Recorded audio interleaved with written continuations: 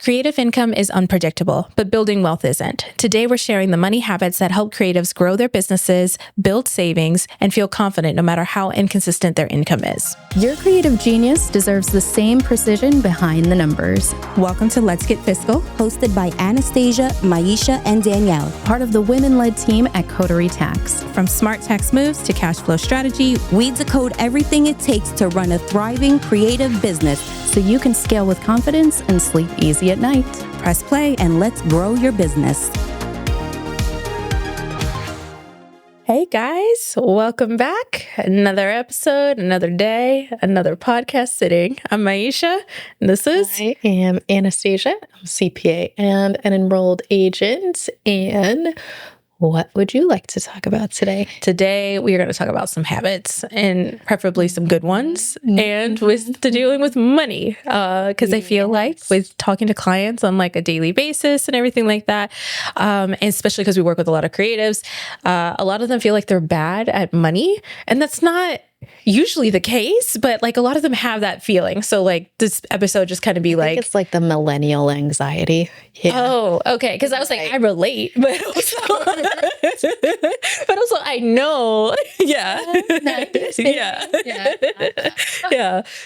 So let's do some good money habit stuff. Like, let's talk about it. Mm-hmm. Yeah. So, I mean, a lot of the things, like one of the biggest things that we always kind of harp on is going to be commingling. Yeah. So that's like mixing your business activity and your personal activity all in one account, because then it just gets really difficult. You know, how do you know how much you have to pay the business bills? How do you know how much the business has made? Because that's what your tax payments are going to be based on. And if you're also spending out of the business account and it's all these personal items, they're not business deductions. So you're like increasing your profits, but you're also eating into the operational money of the business, you know, so you need to know, when you're asking questions of, can I purchase that equipment to invest in the company? And it's all in one big account. And like the answer is kind of, I don't really know, because it's not separated. It's going to be hard to untangle that.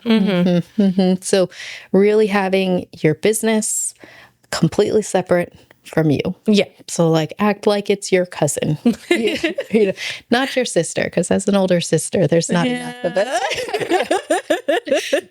Older sister. Yeah. There's not enough separation sometimes. Right. Exactly. So pretend like that business is your cousin. If you do need money, you know, it's okay for you to transfer money from your business account into your personal account, but still just having that separation. Because even so, you know, let's say if you're transferring money from your business account to your personal account and you're like, how much money do I need to live? Well, we can just go and we can look, how much are you transferring yourself every month? And it's a really nice, easy, clean number. Versus if you are mixing everything together and you're like, okay, is this Target trip my personal groceries, or was it supplies, or what is this Amazon purchase for? Why did I do DoorDash? Was that for like a girls' night, or was it for, you know, like a planning session?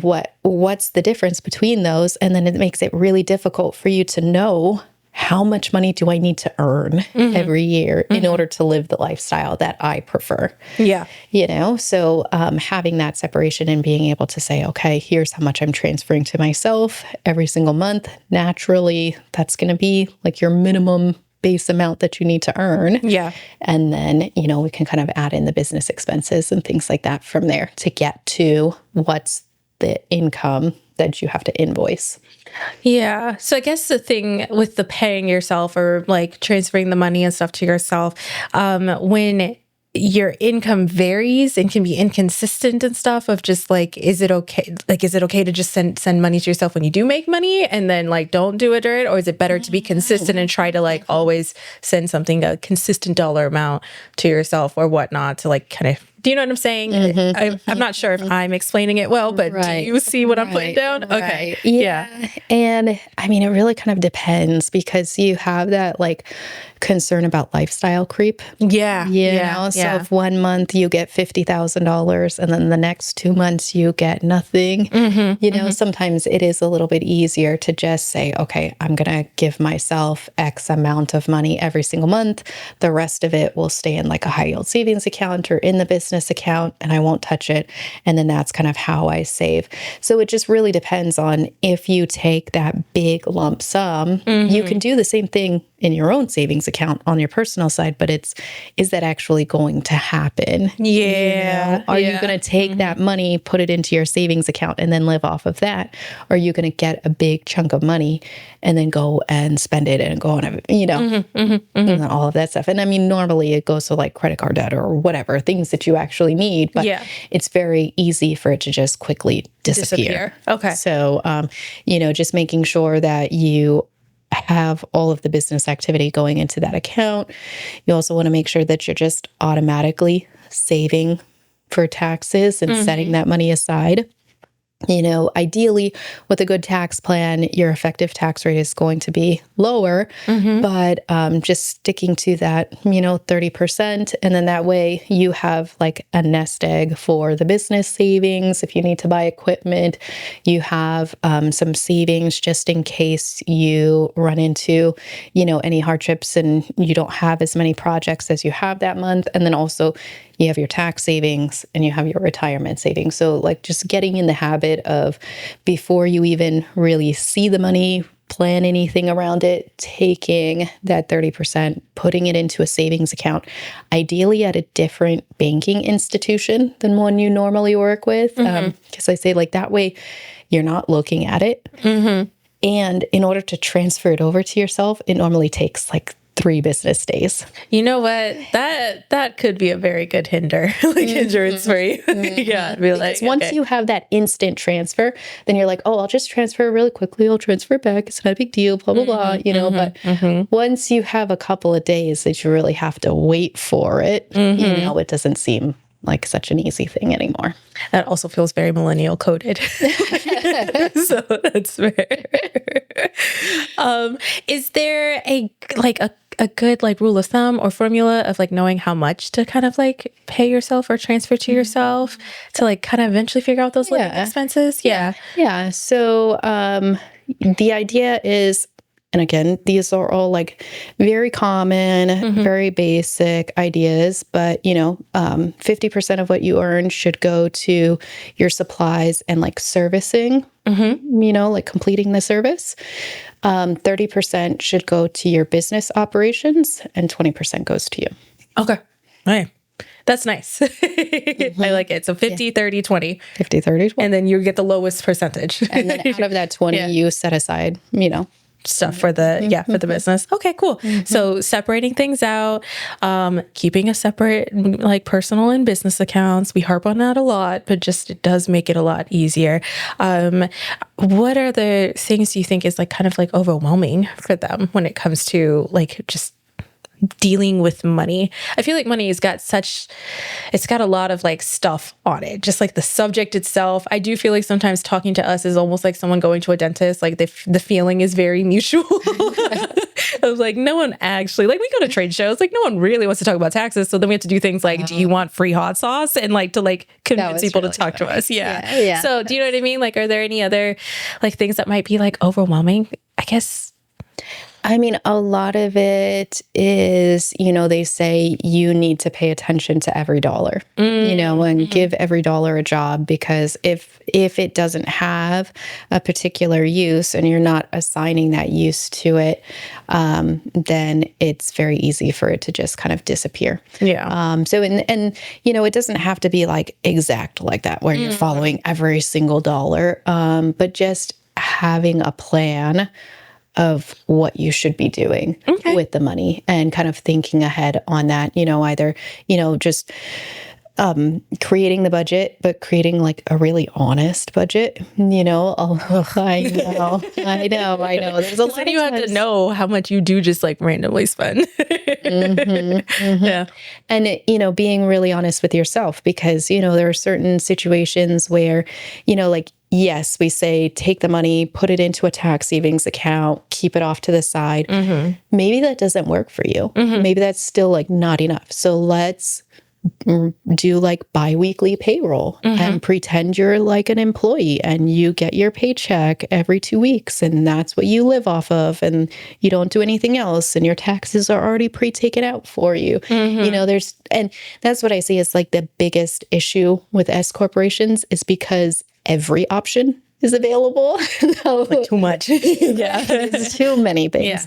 So, I think it's just really being honest with yourself and creating the structure that you need and communicating that to your support team, that this is the kind of structure that I need. Because, you know, we're happy to help either way. It doesn't really matter to us. I mean, even with like biweekly payroll, we can set it up through Gusto to automatically happen and nobody's thinking about it, you know? Yeah. So it really isn't any different than if you put the money in a tax savings account and then we run the payroll once a year. Yeah. So it's really, my thing is whatever system you will actually follow is going to be the best system for you, you know? Yeah. So there's, like I said, there's all kinds of different methods and recommendations and things like that. But it's the best system, if you don't follow it, it doesn't help you at all.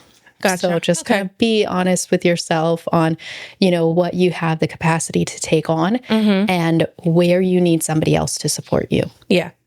So I guess that kind of like flows into, because there's different types of like planning that you can do. So like when we create plans and whatnot, of like, does it make better sense for like creatives to have like a quarterly plan where they're checking in quarterly versus like doing it annually?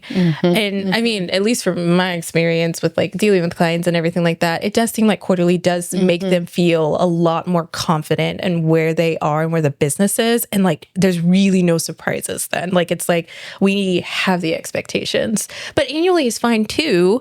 But it's a very specific type of client, I feel like, that can handle the annual, like, okay, yeah, no, we're good. We'll do this. And yeah, I have the money set aside and blah, blah, blah. You know what I mean? To do the payroll. Yeah. There's not a lot of people that you can just like not talk to, and not many. No. And definitely not in like the niche that we deal with too. Like we like them. We do want to talk to you too. So it just helps us help you. But yeah. No, I was thinking. I mean, definitely having that quarterly talk, because if you are simply working with a tax preparer, and that's all they are doing for you, maybe they have a bookkeeper that catches up your bookkeeping once a year, but really you're just talking to them in April. You're pretty much guaranteeing that every April you're going to have a bill. And if you always have a bill in April and then you don't have the money because it was a big surprise, then you put it on an installment plan, and then, you know, like snowballs. It just like keeps on getting to a bigger number that you could never actually get ahead of. So that's a lot of times when we're bringing on new clients is, we are helping them create a tax plan that gives them a little bit of breathing room so that they can actually finally get ahead. Gotcha. Okay. Yeah. What would you say is like maybe the easiest tool for like a beginner creative, like a financial tool, a beginner creative to kind of like start with? Like they're like, okay, I'm like, even if they're dipping their toes in and not fully off of that W-2 yet, of just like, I want to do this and I want to kind of set myself up for success no matter where it goes kind of thing. Is there like a... I mean, I would say, you know, like I said, number one, having a separate bank account where all the income comes from, having, you know, like one credit card that all of the business stuff goes on. And then from there, you could use something like a free, like Rocket Money, you know, something, because really you just need to see what is the actual cost of this business? Because it's really easy to say like, oh, it's only going to cost me, like $2,000 or what have you. But then you add in like the Loom subscription and the Zoom subscription. And then you have the Adobe Premiere, whatever it's called, like there's all of these things that suddenly start to really, really pile up. And so you need to be able to have visibility to that, because if you don't have any visibility to that, then you're going to be pricing your services incorrectly, and it's going to be too low. You won't have enough money to actually support you and your business.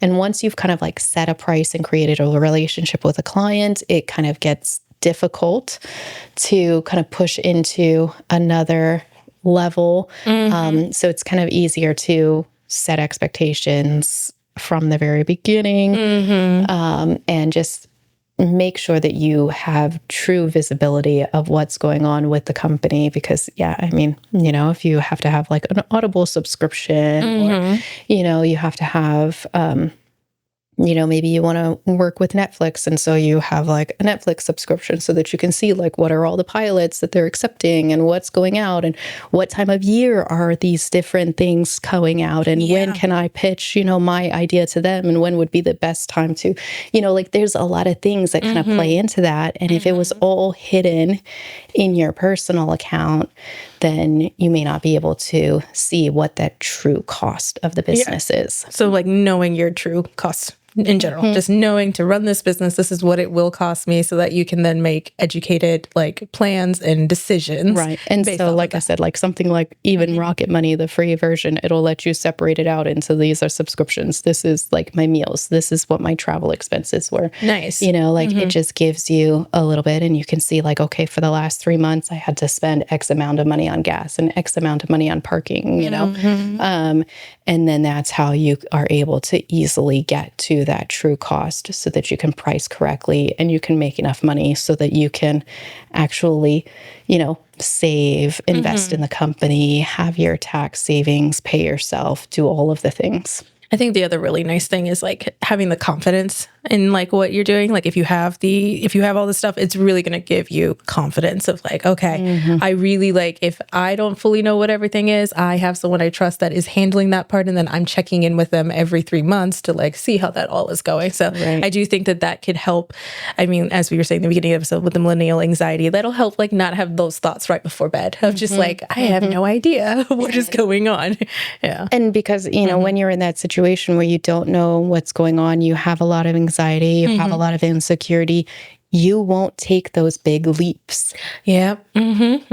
So if you never take any big leaps, you never take any of those chances to really, push forward you and your business, then you're always going to be stuck in that same place. Yeah. But if you have the financial security and you have all of the things behind you and the confidence, then you can say, okay, I'm going to try this new thing, and I have 2 months, everything will be fine. If it works out, like great, I can triple my money. But if it doesn't work out, I still have something to fall back on. Versus if you don't have anything to fall back on, you're not going to take that risk to try to triple your money. Even if it's like a sure thing, it can still be a really, really scary thing. So I say all the time, having that financial security is really the thing that, helps push you forward and differentiates you from other people. Yeah. I mean, it always ends up being therapy at the end of these episodes. Like, we want you to be confident in doing what you do best. Yes. So, yeah. Yes. No. And having everything all in a good spot, getting rid of all of that anxiety and some of those unknowns. And even if you don't know it, the information is ready in a way that somebody can easily jump in and help you.